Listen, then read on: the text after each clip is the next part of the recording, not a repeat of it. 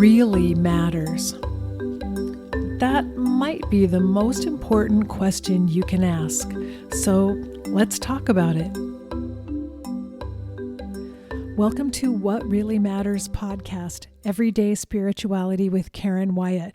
Thank you for joining me once again here today. And if you're a regular listener, last week I made a mistake in uploading the episode, and so it didn't actually show up on any of the podcast platforms for about 6 days. So I apologize for being late about that. I made a mistake and didn't realize it. But anyway, those things happen sometimes. I just assumed the episode was out there and available and just discovered that it wasn't, but I've corrected it now. So hopefully this won't happen very often that I make that kind of mistake. Today, I want to talk about how do we grow in wisdom? And I think that's something many of us would say we would like to become wiser and wiser as we get older and grow through life. And I was reading an email from Father Richard Rohr that talked a little bit about wisdom, and he thinks of wisdom as having 3 different pillars. So there are 3 different sources of our wisdom as we're trying to grow in wisdom. And the first one he mentions, of course, are scriptures, which for Father Richard Rohr means the Bible. But I would take that to mean all wisdom texts, any wisdom texts that have survived throughout time. So the Bible is one of those, but things like the Tao Te Ching, the Quran, the Talmud, the I Ching, the Bhagavad Gita, and many others, including the meditations written by Marcus Aurelius. There have been so many texts like this that have survived through time and been handed down that are sources for us of wisdom. And so Father Rohr points out that in the past, the scriptures, these texts, have been the only acceptable source of wisdom, that people have turned only to whatever sacred texts their particular religion honors and view that text as the only place from which to derive wisdom. And the only valid wisdom they will consider comes from those texts.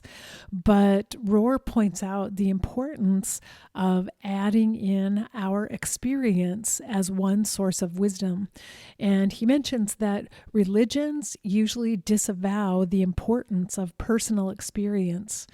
So it doesn't matter what you have had happen to you in your life. It doesn't matter what you've encountered, even what knowledge you've gained in your life. The only information that matters is the information that comes external to you from whatever religious source you are relying upon. And he also includes tradition as one of our sources of wisdom. And he means timeless traditions, the universal truths that have carried on and been true over and over again throughout time for human beings, that those universal truths are another source of wisdom that we have. But the most important part of this message is that we be able to combine all of these sources of information in order to truly grow toward genuine wisdom. And so Richard Rohr emphasizes the importance of experience because that is our personal, individual path of growth through life. And as part of this experience path, it's essential that we learn how to go within on our own journey within. And that's the thing I've been talking about in previous episodes, the inward arc, where we begin to look inside of ourselves and begin to understand what our own journey has been about. What has life given to us? What has life put in our way in terms of obstacles that have challenged us? What has life shown us or demonstrated to us over time? And hopefully life is full of blessings as well as the challenges and difficulties that have come our way. But in order to utilize our experience to become wiser, to grow in wisdom, we have to be able to reflect on it. So that is this inward path. We look at what has happened in our lives, what experience has shown us, and then we reflect on what that means to us. In addition, we reflect on our own shortcomings. What are our own wounds and flaws and weaknesses? And I've talked in the past about our own shadow. What lies in our shadow that might be interfering with our ability to learn from our experiences, our ability to grow, and even our ability to seek support, sometimes from external sources like wisdom texts or the universal truths that are present. So this ability to go within and reflect on ourselves is crucial if we truly want to gain wisdom. We cannot find this kind of information outside of ourselves. No one else knows what our own personal journey has been about.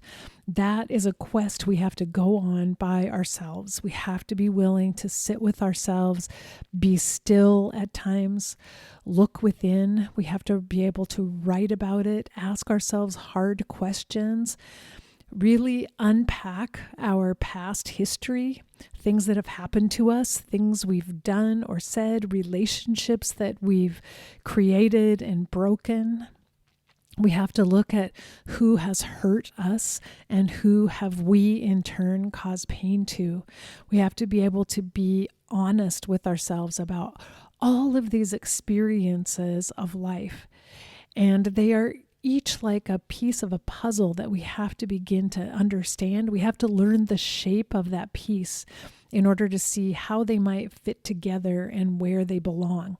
And as we begin to put these pieces together, that is when we begin to grow in our wisdom and to truly become wiser than we were in the past.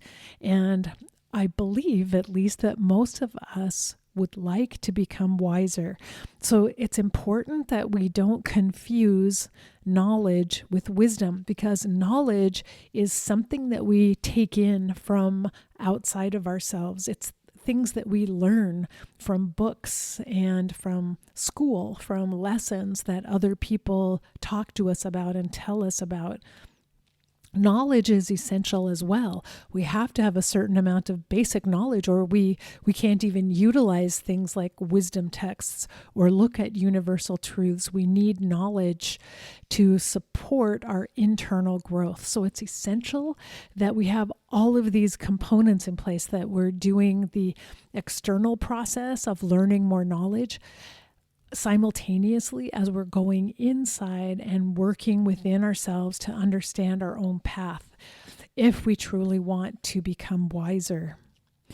And there's a quote I found that it's been attributed to the Tao Te Ching, which I'm not sure, because I think I read this also attributed perhaps to Thich Nhat Hanh, but I'm not sure exactly. But this quote says, "Those who seek knowledge add something every day," meaning every day you sit down and you learn something new, you read something, you try something, you explore something new. But those who seek wisdom let go of something every day. And I think that is very powerful, because wisdom tends to come to us through our life journey and our life path. But we cannot decide or control how the wisdom comes to us or when it comes to us. We can control when we are willing to sit down and reflect and look at the experiences we've had, but we cannot necessarily change our experiences or intentionally create some of the experiences that teach us the most. Knowledge is more intentional. We can decide to read a book or take a course or talk to a teacher. So we have some control over what sort of knowledge we take in, but wisdom is much less in our control. We learn wisdom as we are in the process of living our lives and opening ourselves and being willing to reflect and explore our own internal process. And so I really like this statement, those who seek wisdom let go of something every day, because true wisdom is more about being able to surrender our control and to allow life to bring us experiences and to allow ourselves to be shaped by those experiences. Now, when I wrote the book, What Really Matters, originally called What Really Matters and then changed to 7 Lessons for Living from the Dying, it was clear to me that these 7 lessons were part of this wisdom path that I've been on for all of my life, most of my life. And the 7 lessons were things that I've been working on to try to grow, to become a wiser person, to try to just understand my own life and to understand some of the things that have happened. And so when I talk about the 7 lessons as a whole, I have referred to them as the wisdom path because it's through working on these 7 concepts that I found myself able to grow and to learn and to become wiser. And so I'll rename them here, but I've talked about each one of these 7 things in the past, and they're in my book. And I reiterate them in the book, The Journey from Ego to Soul, because these same 7 lessons come up as part of encountering our own ego, which is also part of the inward path and how we grow in wisdom. So for me, the wisdom journey begins at the place of suffering. That ends up being the first lesson, because life does meet us with challenges and they cause us pain. And the most important step we take initially is how we choose to navigate the painful times that life brings to us. We have some choices. We can shut down, we can run away, we can numb ourselves, we can do everything possible to avoid the pain, though of course it keeps coming back to us, but we can resist experiencing the pain and resist this process of learning from the pain. But I discovered for myself, when I turned around and faced the pain, instead of trying to make it go away, that is when I took my first step onto the wisdom path. As soon as I was able to look at the pain, and the pain I'm talking about here is my grief over my father's death. As soon as I was willing to look at that pain and to just headlong face it and walk forward into it, then I began learning. That's when my inward path began, my inward arc. And it was in this process of navigating this pain and figuring out, it isn't that life was never meant to have pain. Pain is actually an integral part of life. It comes with life. It's part of the package of our life here on planet Earth. And when I recognized that, so that I stopped resisting discomfort and pain and difficulty and challenges, and I began to just accept this is life. This is how life is. This is just part of it. Then I could utilize my energy, my creativity, my time on how do I do a better job of negotiating these difficulties and challenges? How do I live with this grief? How do I integrate it and make it part of who I am? And how do I, in turn, let the grief and the pain and the suffering shape me? How do I allow myself to change and become a different person because of these difficulties that I have encountered? So that recognition, as I said, was the beginning of the path toward wisdom for me. That's where my inward arc began, with pain, with grief, with suffering.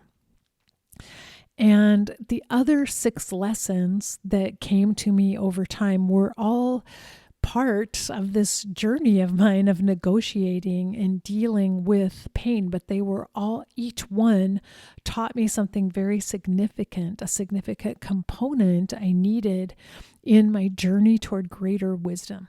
Now, I speak of this path sometimes in past tense, but I'm still on this path, and I keep repeating these lessons over and over again because I view this wisdom path as a spiral. It keeps spiraling around continuously through all of these lessons, through all these opportunities to grow. And yet the spiral ever so slowly moves upward and upward and upward, and expands outward and outward as growth occurs. But the path doesn't end. The path continues on. It continues to spiral. The lessons continue to be repeated over and over again. I keep learning the same things, but sometimes I learn it from a higher level of consciousness, or I go deeper within myself and I uncover deeper wounding, deeper pain that needs to be addressed. So when I talk about this path, it's where I am right now, not something that I did in the past.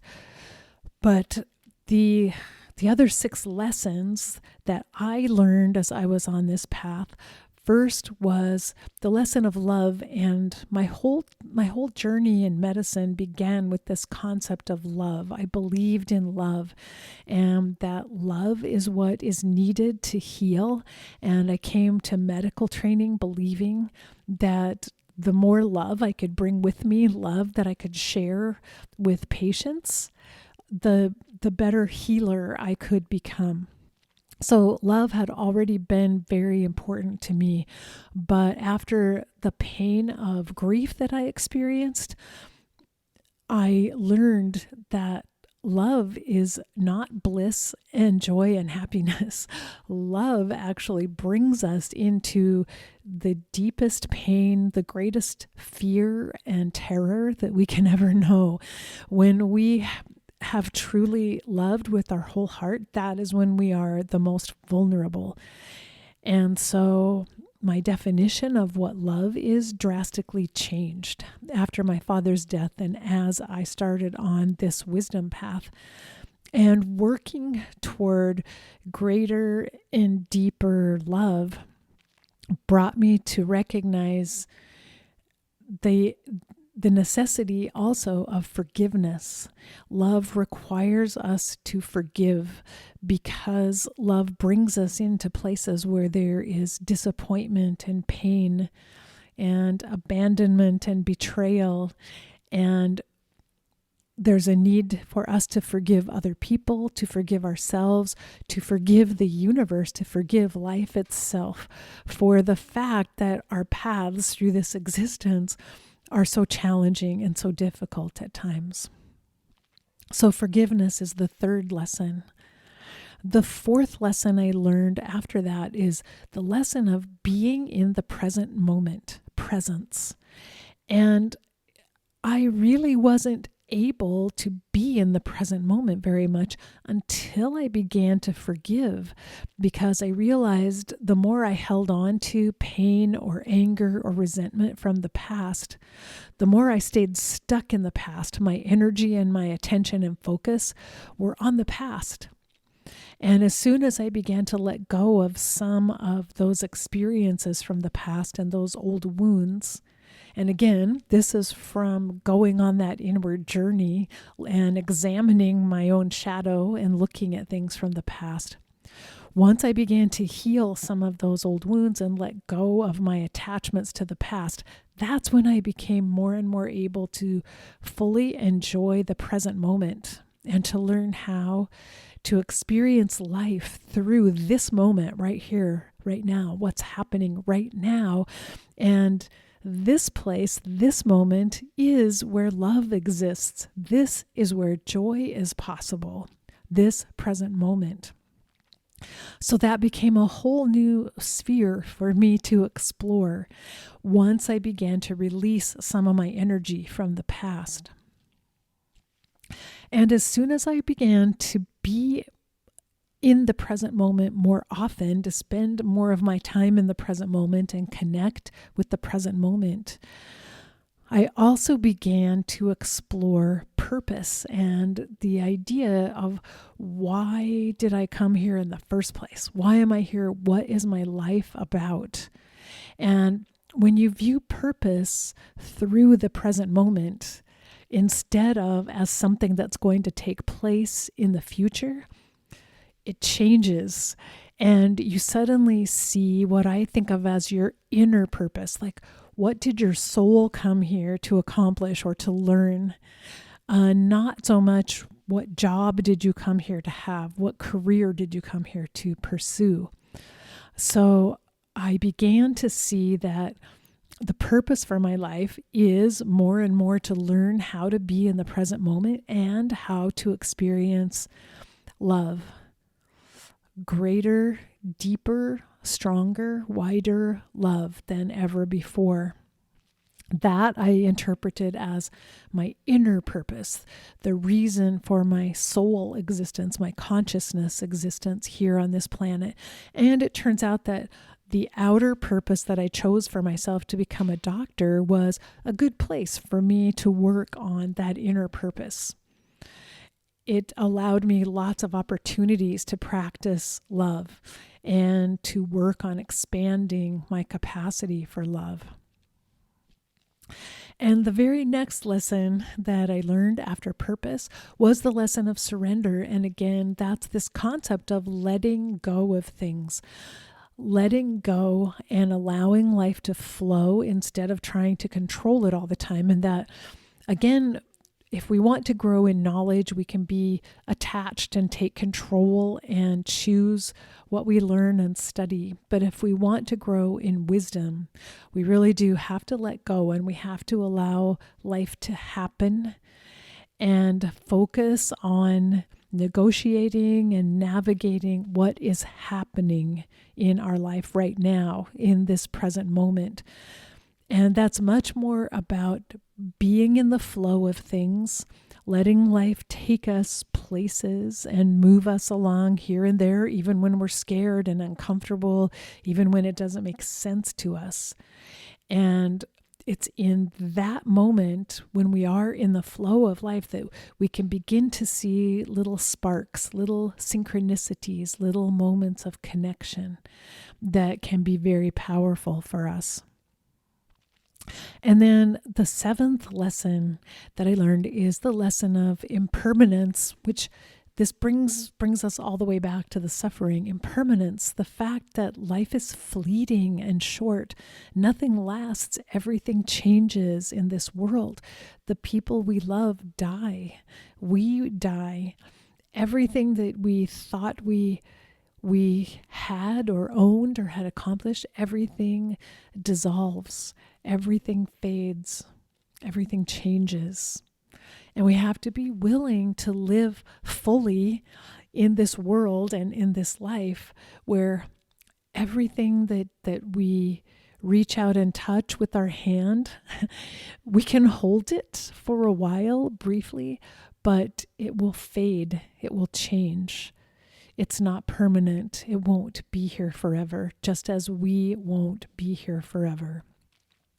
So learning to live with the impermanence of life and to even see beauty in life because of its impermanence, to see how precious life is because it's so fleeting, that helped me in turn to come full circle all the way back again to suffering, all the way back to my grief that I acknowledged at the very beginning that brought me on this journey, that yes, my relationship with my dad was impermanent and his life was impermanent, and it changed, it dissolved. I still have a connection with my dad. I still feel my dad. I feel his presence in an energetic sense, but his physical presence is gone. And that's how life is. And that's how life is set up. It was always meant to be that way, always meant to change, always meant to not last in the physical world. So acknowledging impermanence brought me all the way back to the suffering of my grief with a whole new way of looking at grief and a place to begin the journey on this spiral all over again, starting all over once again with my grief, with suffering, and traveling through the spiral of those lessons.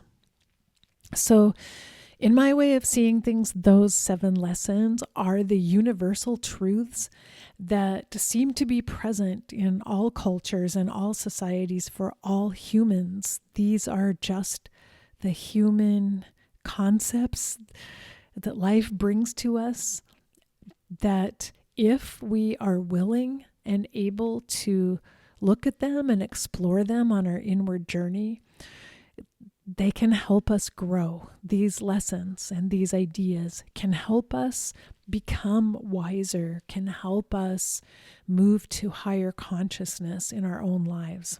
And so as we begin with an intention of setting out to become wiser, each one of us has to start at that same place. We have to look within, and we have to look at our own pain. We have to start with our own suffering. What has hurt us? What pain do we still carry? What has challenged us the most? What burden is weighing us down? That is the place to begin.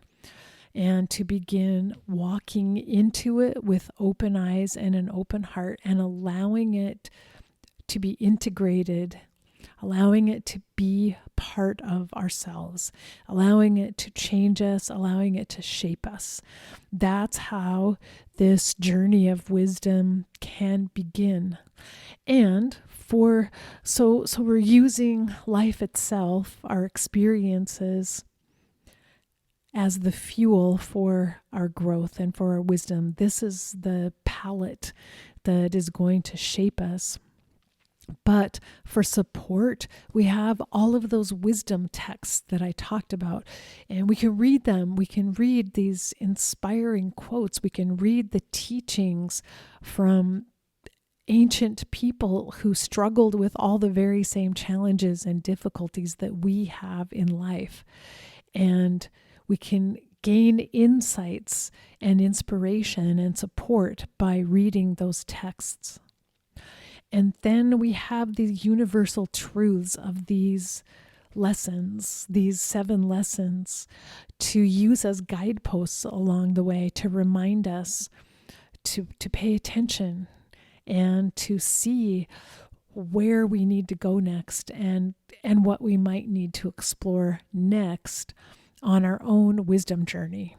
And so I suggest for each of us that we begin with our experience, just as Father Richard Rohr says. That's the most important aspect of our growth right now, is whatever life has brought to us, whatever it is, and whatever is coming for us in the future, to be able to sit with that and look at it and use it for our growth. That's the place to start. I hope that you have been inspired by some of these episodes where I've talked about this inward journey and the inward arc. And you can learn more about it in my book, The Journey from Ego to Soul. You can also learn about these 7 lessons in the first book, 7 Lessons for Living from the Dying, if you're interested in going deeper in those lessons. And I have an online course called the 7 Lessons Wisdom Path, where we dive deeply into each one of the lessons and have practices to do each week on each one of these lessons. So I wanted to let you know about these assets that are available. And if you go to either one of my websites, KarenWyattMD.com or EOLUniversity.com, you'll find my books there, and you'll find links to my courses on those websites. So I wish you well on your journey, and I hope that you have begun to turn your gaze inward and to recognize that that can be the most important part of what you do here with your life on this planet. Thanks for joining me today. And remember that we're here for love. So face your fear, be ready for whatever life brings you next, and love each and every moment of your precious existence. Bye-bye.